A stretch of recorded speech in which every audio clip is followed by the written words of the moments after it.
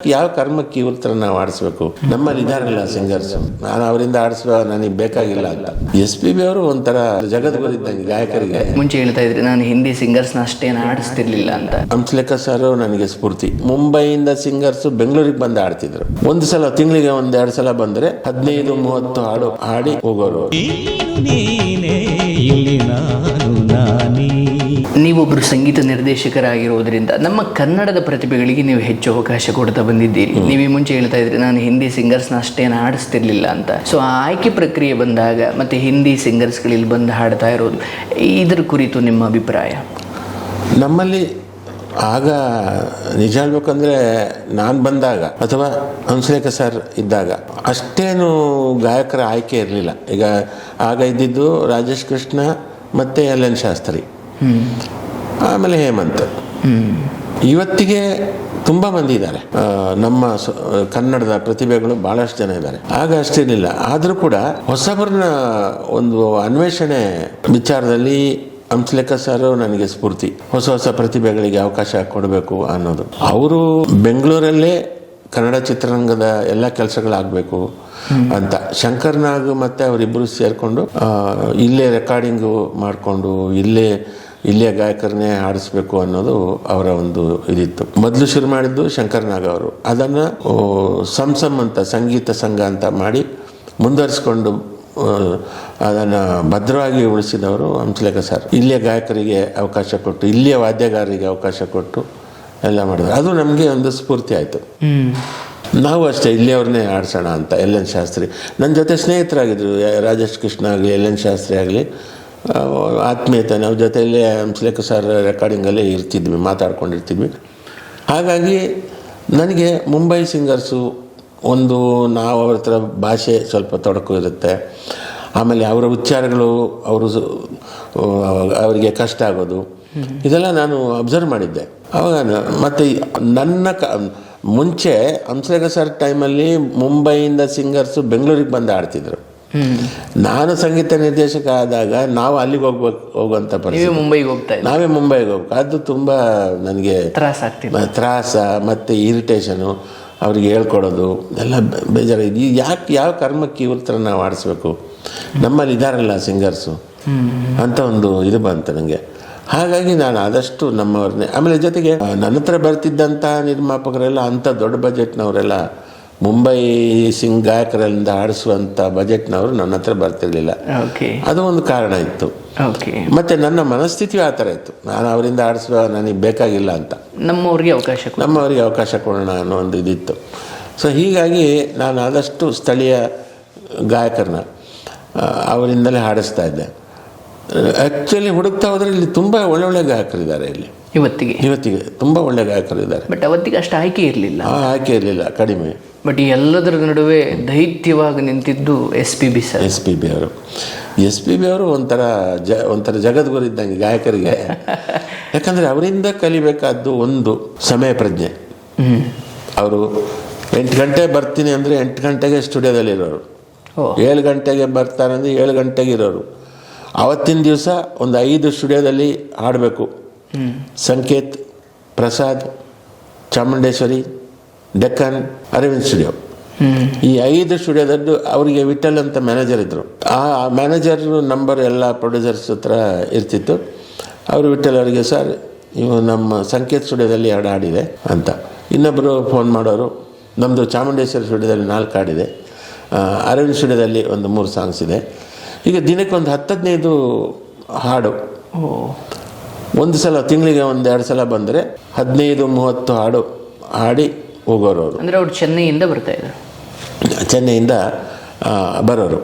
ಅವ್ರಿಗೇನೆಂದರೆ ಬೆಳಿಗ್ಗೆ 7 ಗಂಟೆ ಶುರು ಮಾಡಿದ್ರೆ ಸಂಜೆ ಒಂದು 6 ಗಂಟೆ ಒಳಗಡೆ ಎಲ್ಲ ಹಾಡನ್ನು ಹಾಡಿ ಮುಗಿಸ್ಬೇಕು.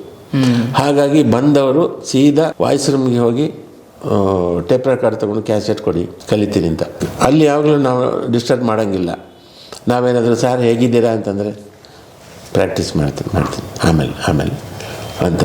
ಅಷ್ಟು ಇದು ಅವರು ಹಾಡು ಕಲಿಬೇಕು ಅಂತ. ಲಿರಿಕ್ಸ್ ಎಲ್ಲ ನಾವು ಡಿಕ್ಟೇಟ್ ಮಾಡಿದಾಗ ಎಲ್ಲ ಬರ್ಕೊಂಡಾದ್ಮೇಲೆ ಏನು ಮೀನಿಂಗು ಅಂತ. ಮೀನಿಂಗು ಅವ್ರಿಗೆ ಕನ್ನಡ ಗೊತ್ತಿರ್ತಿತ್ತು, ಆಗ ಮಾತಾಡಿ ಮಾತಾಡಿ ಕನ್ನಡ ಗೊತ್ತಿದೆ, ಆದರೂ ಇದನ್ನು ವಿವರಿಸು ಅಂತ ಹೇಳೋರು. ಸೊ ಆಮೇಲೆ ನಾನು ಅವರಿಗೆ ವಿವರಿಸಿ ಹೇಳಿದ ಮೇಲೆ 10 ನಿಮಿಷ ನಾನು ಬಿಟ್ಬಿಡು ಅಂತ, 10 ನಿಮಿಷ ಅದನ್ನು ಹಾಡನ್ನು ಕೇಳ್ಕೊಂಡು ರೆಡಿ ಅಂತ ಮೈಕ್ ಮುಂದೆ ನಿಂತರೆ ಒಂದು ಚೂರು ಕರೆಕ್ಷನ್ ಇಲ್ಲದೆ ಫುಲ್ ಹಾಡಿ ಮುಗಿಸ್ತಿದ್ರು.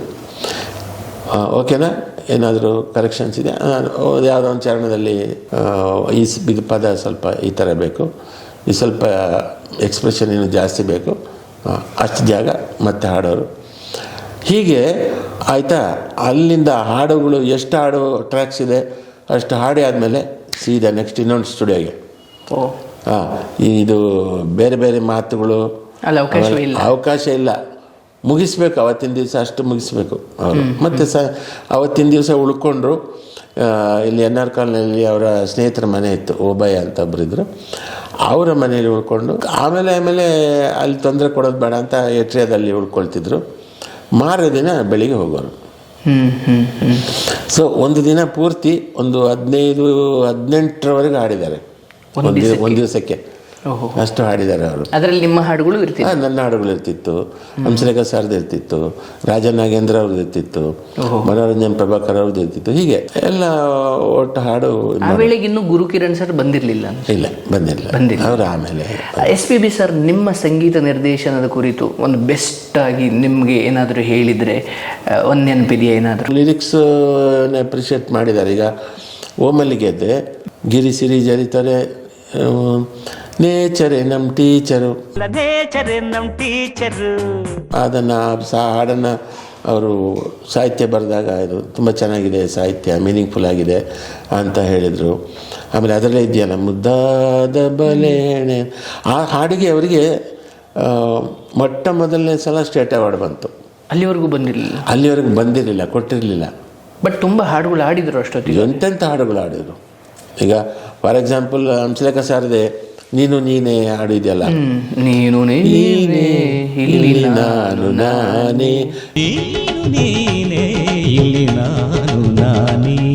ಎಂಥ ಅದ್ಭುತವಾದ ಹಾಡು.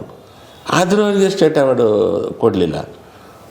ಆ ವರ್ಷ ಏನಾಯಿತು, SPB ಅವರಿಗೆ ಈ ವರ್ಷ ಇಷ್ಟು ವರ್ಷ ಕೊಡಲಿಲ್ಲ, ನಾವು ತಪ್ಪು ಮಾಡಿದ್ವಿ, ಈ ವರ್ಷ ಕೊಡಲೇಬೇಕು ಅಂದಾಗ ಯಾವ ಹಾಡು ಸರಿ ಇದ್ಕೊಳ್ಳೋಣ ಓಮಲ್ಲಿಗೆದು ಅಂತ ಮುದ್ದಾದ ಬಲೆ ಹೇಳಿದೆ. ಅದಕ್ಕೆ ಫಸ್ಟ್ ಟೈಮ್ ಅವರಿಗೆ ಸ್ಟೇಟ್ ಅವಾರ್ಡ್ ಬಂತು. ಸೊ ಅವ್ರಿಗೊಂದು ಶಿಸ್ತಿತ್ತು ಒಬ್ಬ ಗಾಯಕರಾಗಿ, ಒಂದು ಶಿಸ್ತು, ಒಂದು ಸಮಯ ಪ್ರಜ್ಞೆ, ಮತ್ತು ಹಂಬಲ್ನೆಸ್ಸು, ವಿನಯವಂತಿಕೆ, ಮುಖ್ಯವಾಗಿ ಸಾಹಿತ್ಯವನ್ನು ಅರ್ಥ ಮಾಡ್ಕೊಂಡು ಹಾಡೋ ಗುಣ, ಸ್ಪಷ್ಟತೆ ಇತ್ತು, ಸ್ಪಷ್ಟತೆ. ಅದನ್ನು ನಮ್ಮ ಹತ್ರ ಕೇಳ್ತಿದ್ರು, ಇದು ಈ ಥರ ಉಚ್ಚಾರ ಅಲ್ವಾ ಅಂತ ಹೇಳ್ತಿದ್ರು. ಹಾಗಾಗಿ ಸಾಹಿತ್ಯವನ್ನು ಅವರು ಓದಿ ಅದನ್ನು ನಮ್ಮ ಮುಂದೆ ಓದಿ ಹೇಳಿ ಆಮೇಲೆ ಅವರು ಅರ್ಥ ತಿಳ್ಕೊಂಡು ಅನುಭವಿಸಿ ಹಾಡ್ತಾ ಇದ್ರು. ಆಮೇಲೆ ದೊಡ್ಡ ಸಂಗೀತ ನಿರ್ದೇಶಕರು, ಇವರು ಚಿಕ್ಕವರು, ಅವೆಲ್ಲ ಏನಿಲ್ಲ, ತಾರತಮ್ಯ ಇಲ್ಲ. ಹಂಸಲೇಖ ಸಾರ್ಗೂ ಹಾಡ್ತಿದ್ರು, ನನಗೂ ಹಾಡ್ತಿದ್ರು, ನನ್ನ ನಂತರ ಬಂದಂಥ ಕಲ್ಯಾಣ ಅವ್ರಿಗೂ ಹಾಡ್ತಿದ್ರು. ಕಲ್ಯಾಣ ಚಿಕ್ಕ ಹುಡುಗ, ಅವನೇನಿಗೆ ಆಡೋದು ಅಂತ ಆ ಥರ ಇಲ್ಲ. ಕಲ್ಯಾಣ ಹತ್ರವೂ ಅದೇ ವಿನಯವಂತಿಕೆ ಇತ್ತು, ಸ್ನೇಹಮಯ ಇದಿತ್ತು. ಅದು ವಿಶೇಷವಾದ ಒಂದು ವ್ಯಕ್ತಿ. ಅದೊಂದು ನಿಜವಾಗ್ಲೂ ದೈವಾಂಶ ಸಂಭೂತ ಅಂತ ನಾವು ಕರಿಬೇಕಾದ್ರೆ SPB ಅವರನ್ನ, ಅಣ್ಣ ಅವರನ್ನು, ಇಂಥವ್ರನ್ನೆಲ್ಲ ನಾವು ದೈವಾಂಶ ಸಂಭೂತ ಅಂತ ಖಂಡಿತ ಹೇಳ್ಬೋದು. ಯಾಕಂದರೆ ಅಷ್ಟು ಪ್ರತಿಭೆ ಒಬ್ಬರಲ್ಲಿ ಇರೋದು ಬೇರೆಯವರಿಗೆ ಇಲ್ವಲ್ಲ. ಅವ್ರನ್ನ ಹೆಂಗೆ ನೀವು ದೈವಾಂಶ ಸಂಭೂತ ಅಂತ ಹೇಳ್ತೀರಿ? ಅವರು ಸಾಮಾನ್ಯ ಮನುಷ್ಯರು ಅಲ್ಲ, ಅವರು ಅಸಾಮಾನ್ಯ ಮನುಷ್ಯರು. ಹೇಗೆ ಅಂಥ ಪ್ರತಿಭೆ ಅವರಿಗೆ ಸಿಕ್ಕಿದೆ? ಎತ್ತರಕ್ಕೇರಿಯೂ ಏನೂ ಇಲ್ಲದಂತೆ ಸರಳವಾಗಿ ಬದುಕಿದ್ದಾರೆ. ಜೊತೆಗೆ ಅಷ್ಟು ಪ್ರತಿಭೆ, ಪ್ರತಿಭೆಯಲ್ಲಿ ಅವರು ಎಷ್ಟು ವೆರೈಟಿ, ಇಡೀ ವಿಶ್ವವಿದ್ಯಾಲಯವೇ ಅವರಾಗಿರ್ತಾರೆ. ಹೌದು, ಅಷ್ಟು ಸಜ್ಜನರಾಗಿದ್ದರು. ಬಹಳ ಅವರು ಯಾವಾಗಲೂ ತಮಾಷೆಯಾಗಿ ಇರ್ತಿದ್ರು, ಜೋಬೇಲಾಗಿರ್ತಿದ್ರು. ಅಂದರೆ ಅವರಿಗೆ ಆ ಕಾಸ್ಮಿಕ್ಕಿಂದ ಅವರಿಗೆ ಸಿಕ್ಕಿದೆ ಅಷ್ಟೊಂದು ವಿಚಾರಗಳು. ಆಮೇಲೆ ಆ ಧ್ವನಿ, SPB ಅವರ ಧ್ವನಿ ಅನಂತನಾಗ್ಗೂ ಆಗುತ್ತೆ, ಕಮಲಾಸನ್ಗೂ ಆಗುತ್ತೆ, ರಜನಿಕಾಂತ್ಗೂ ಆಗುತ್ತೆ, ಅಂಬರೀಷ್ ಸರ್ಗೂ ಆಗುತ್ತೆ, ಶಂಕರ್ನಾಗೂ ಆಗುತ್ತೆ, ಸಲ್ಮಾನ್ ಖಾನ್ಗೂ ಆಗುತ್ತೆ. ಎಲ್ಲರಿಗೂ ಮ್ಯಾಚ್ ಆಗುವಂಥ ಧ್ವನಿ ಅವರಿಗೆ ಹೇಗೆ ಸಿಕ್ತು ಅಲ್ವಾ? ನನಗೆ ಯಾಕೆ ಸಿಕ್ಕಿಲ್ಲ? ಬಟ್ ಅವ್ರು ಕನ್ನಡ ನಾಡಿಗೆ ಯಾಕೆ ಸಿಕ್ಕಿದ್ರು? ಕನ್ನಡ ಇಡೀ ಭಾರತ ಅಂತ ಹೇಳ್ಬೋದು. ಭಾರತಕ್ಕೆ. ಯಾಕಂದರೆ ತಮಿಳಲ್ಲಿ SPB ಬಂದ ಮೇಲೆ ಎಲ್ಲ SPB ಅವರೇ ಹಾಡ್ತಿದ್ದಿದ್ದು, ಕನ್ನಡದಲ್ಲಿ ಅವರೇ ಹಾಡ್ತಿದ್ದಿದ್ದು. ಅಣ್ಣವ್ರ ಸಿನಿಮಾ ಬಿಟ್ಟರೆ ವಿಷ್ಣುವರ್ಧನ್ ಸರ್ಗೆ ಅವರೇ ಹಾಡ್ದಂಗೆ ಇರ್ತಿತ್ತು ಎಲ್ಲ. ಹಾಂ, ಆಲ್ಮೋಸ್ಟ್. ಹಾಗೆ ಆ ಧ್ವನಿ ಅವರಿಗೆ ಸಿಕ್ಕಿರೋದು ಅದು ಆ ಕಾಸ್ಮಿಕ್ ಪವರಿಂದ. ಅಂದರೆ ಒಂದು ದೇವರು ಅಂತ ನಾವು ತಿಳ್ಕೊಳ್ಳೋದಾದರೆ ಆ ದೇವರಿಗೆ ಅವರು ಪ್ರೀತಿಯವರಾಗಿದ್ದಕ್ಕೆ ಅವರಿಗೆ ಅದೆಲ್ಲ ಕೊಟ್ಟರು ಅಂತ ಹೇಳ್ಬೋದು. ಆ ದೇವರನ್ನು ನಾವು ವ್ಯಕ್ತಿಯೋ ಶಕ್ತಿಯೋ ಅಂತ ನಾವು ಅಂದ್ಕೊಂಡ್ರೆ, ದೇವರು ಅನ್ನೋದೊಂದು ಶಕ್ತಿ ಅಷ್ಟೆ, ಎನರ್ಜಿ. ಹೌದು, ಒಂದು ಎನರ್ಜಿ. ಎಲ್ಲಿಂದ ಬಂತ ಎನರ್ಜಿ? ಭೂಮಿ ಅಂತ ಒಂದು ಚೆಂಡು. ಈ ಚೆಂಡು ಇದರ ಸುತ್ತ ಸಾವಿರಾರು ನಕ್ಷತ್ರಗಳು ಇದೆಯಲ್ಲ, ಸೂರ್ಯರು, ಬ್ರಹ್ಮಾಂಡ. ಈ ಬ್ರಹ್ಮಾಂಡದ ಗ್ರಾವಿಟಿ ಫೋರ್ಸು ಭೂಮಿ ಮೇಲೆ ಸಹಸ್ರ ಕೋಟಿ ವರ್ಷಗಳಿಂದ ಪ್ರಭಾವ ಇದೆ. ಅಲ್ಲಿ ಈಗಲೂ ಇದೆ, ಅವಶ್ಯವಾಗಿ ಎಲ್ಲೋ ಇದೆ. ಇಲ್ಲೆಲ್ಲ ಯಾವ್ಯಾವ್ದ ನಕ್ಷತ್ರಗಳ ಪ್ರಭಾವ ಇಲ್ಲಿದೆ ರೂಪದಲ್ಲಿ.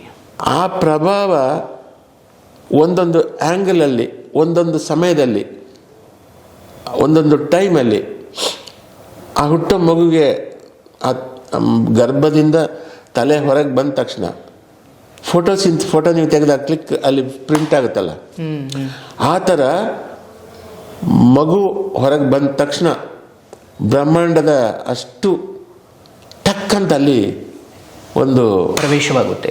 ಅವರ ಲೈಫ್, ಅವರ ಹಿಸ್ಟ್ರಿ ಅಲ್ಲಿ ಪ್ರಿಂಟ್ ಆಯಿತು, ಹಣೆ ಬರಹ. ಸೊ ನಿಮಗೆ ಈ ದೈವತ್ವ ಅಥವಾ ಈ ಕಾಸ್ಮಿಕ್ ಎನರ್ಜಿ ಅಥವಾ ಮ್ಯಾನಿಫೆಸ್ಟೇಷನ್ ಅಥವಾ ನಾನು ಇಂಥದ್ದಾಗಬೇಕು ಅನ್ನೋ ಅಂದುಕೊಳ್ಳುವ ಆ ನಿರಂತರ ಅಂದುಕೊಳ್ಳುವಿಕೆ ಮನುಷ್ಯನ ಭವಿಷ್ಯದ ಮೇಲೆ ಪ್ರಭಾವ ಬೀರುತ್ತಲ್ಲ, ನಿರಂತರ ನಮ್ಮಲ್ಲಿ ಆ ಪ್ರತಿಭೆ ಇಲ್ಲ ಅಂದರೆ ನಮಗೆ ಅನ್ಕೊಳ್ಳೋಕ್ಕಾಗೋದೇ ಇಲ್ಲ.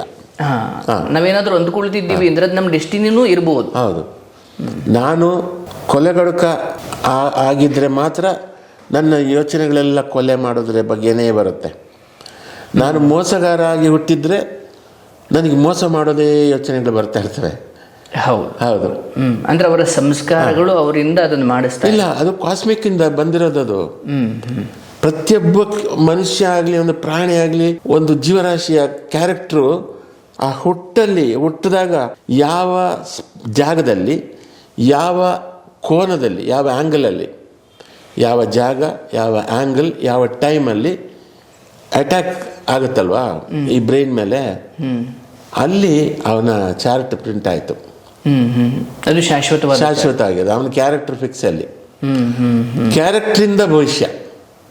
ಈಗ ನನ್ನ ಕ್ಯಾರೆಕ್ಟ್ರು ಕೋಪ ಮಾಡ್ಕೊಳ್ಳೋ ಕ್ಯಾರೆಕ್ಟ್ರು ಅಂತ ನನಗೆ ಅಲ್ಲಿಂದ ಬಂತು, ಕಾಸ್ಮಿಕ್ಕಿಂದ ನನಗೆ ಹುಟ್ಟಲ್ಲಿ ಬಂದರೆ ನಾನು ಸಿಡುಕ್ತಾ ಇರ್ತೀನಿ. ಆ ಸಿಡುಕಿಂದ ನನಗೆ ಕೆಟ್ಟದ್ದು ಏನೇನು ಅನಾಹುತಗಳು ಆಗ್ತಾ ಇರ್ತಾರೆ. ಅದೇ ನಮ್ಮ ಜ್ಯೋತಿಷ್ಯ. ನಾವು ಜ್ಯೋತಿಷ್ಯ ಇವತ್ತು ನೋಡ್ತಾ ಇರೋದು 27 ನಕ್ಷತ್ರ, ಅಶ್ವಿನಿ, ಭರಣಿ, ಕೃತಿಕಾ, ರೋಹಿಣಿ, ಮೃಗಶಿರ, ಆರ್ದ್ರ, ಈ ಥರ 27 ನಕ್ಷತ್ರವನ್ನು ಜ್ಯೋತಿಷಿಗಳು ಲೆಕ್ಕ ಹಾಕಿ ನೋಡ್ತಾರೆ. ಅದರಲ್ಲಿ ಒಂದು ಜಾತಕ ಸಿಗ್ಬೋದು. ಆದರೆ